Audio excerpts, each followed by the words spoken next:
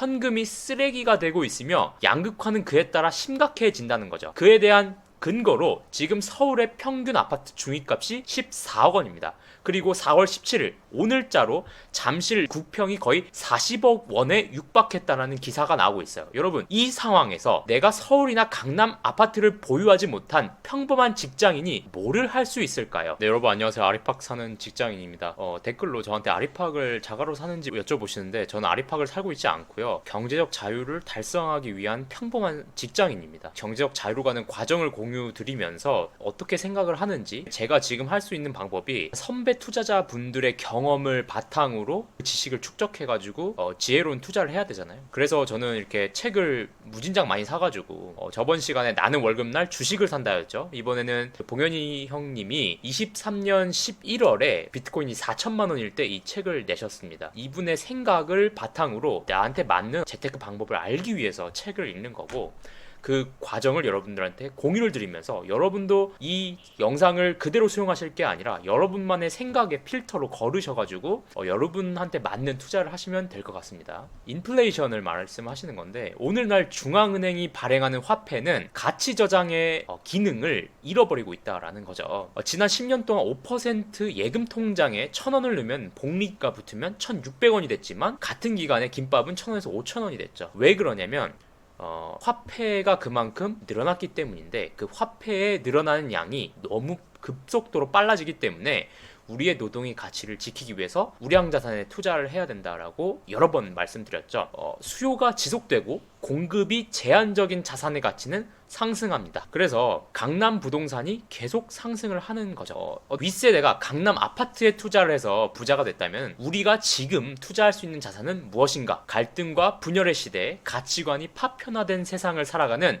우리에게 비트코인을 중요한 자산이라고 얘기를 하십니다. 사토시 나카모토가 비트코인 백서의 이 2008년 배경을 설명을 하는데, 2000년대 초반 닷컴 버블이 생겼고 9.11 테러, 아프간 이라크 전쟁 등으로 경기가 지속적으로 악화되자 미국 정부는 경기를 부양하기 위해서 저금리 정책을 시행했고, 낮은 금리는 자연스럽게 사람들의 욕망을 부추겨서 너도 나도 부동산을 매입하기 시작했고, 자연스럽게 자산 가격 상승으로 이어졌습니다. 부동산을 매각하면 언제든지 원금을 회수할 수 있다고 판단한 은행은 돈을 더 많이 벌기 위해서 부적격 등급인 서브프라임까지 무분별하게 대출에 허용을 시켰고, 사람들은 더 많은 돈을 빌려서 예대마진으로 은행은 돈을 더 벌고, 거기다가 2000년 이후 지속된 금리 인하는 자산 가격의 상승을 부추기고 서브프라임 사태의 배경이 됩니다. 은행은 부실 채권을 담보로 파생 상품을 만들어 판매했고, 보험사는 수수료를 목적으로 보증하며 숟가락을 얹었죠. 은행과 보험사가 이렇게 타락했다라는 겁니다. 부실 채권은 우량 채권으로 포장되어 재판매했고, 사람들은 주택을 재구매해 다시 부실 채권을 발행하는 사이클이 일어나다가 터진 게 2008년 서브프라임 모기지 사태죠. 그때 당시에 금융의 부당함을 바탕으로 비트코인이라는 화폐가 만들어지게 되는 겁니다. 화폐의 타락, 중산층의 몰락. 비트코인을 만든 목적은 기존 화폐의 근본적인 문제인 신뢰의 몰락에 있다. 은행은 지급 준비금도 남겨두지 않은 채 겨우 %의 지급 준비만을 보유한 채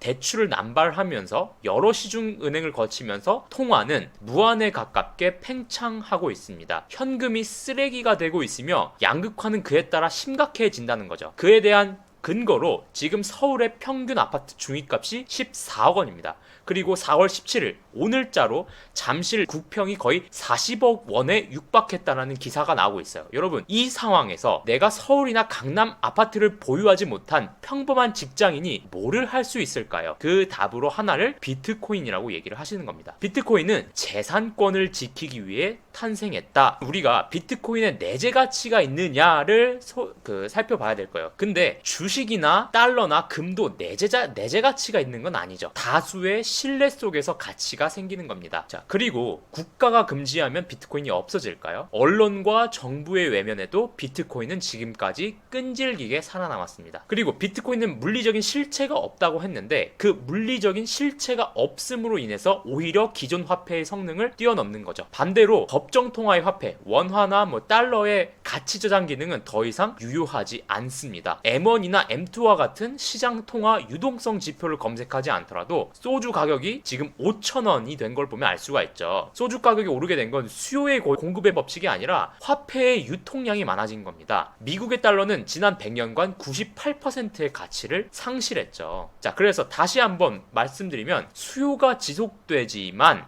공급이 제한적인 자산의 가치는 상승한다라는 명제 하에 비트코인은 5가지의 장점을 갖고 있습니다. 첫 번째, 전 세계 인구가 접근 가능한 자산이죠. 물리적인 실체가 없기 때문에 엘살바도르나 우크라이나에서 전쟁을 하고 있어도 이 자산에 접근이 가능합니다. 두 번째, 젊은 세대가 주도권을 갖는 자산입니다. 세 번째, 아직 세금이 부여하지 않고요. 네 번째, 온라인에서 가장 먼저 희소성을 구현했습니다. 토지 노동 자본의 근본적인 사회에서 인터넷 사회로 넘어가면서 유튜브 크리에이터들이 많은 부를 창출하고 가상화폐가 이런 인터넷 세상에서 희소성을 갖고 있는 자산입니다. 다섯 번째로 재산권 침해를 방어할 수 있는 자산입니다. 수요가 지속되고 공급이 제한적인 자산의 가치는 상승하죠. 자, 우리는 그런 자산을 찾아서 노동의 가치를 저장해야 됩니다. 우리가 힘들게 번 돈으로 전세를 살게 되면은 그 화폐가 인플레이션 때문에 그 가치가 떨어지고 있는 거죠. 미래의 나에게 가치 훼손 없이 저장해서 전달해 줘야 될 거예요. 그래서 우리가 노후에 안락하게 살아야겠죠. 초중고 대학교 시절부터 경쟁이 회사에서까지 이어지다 보니까 번아웃이 심하게 왔었고 도피처로 주식과 비트코인에 관심을 갖게 됐다고 합니다.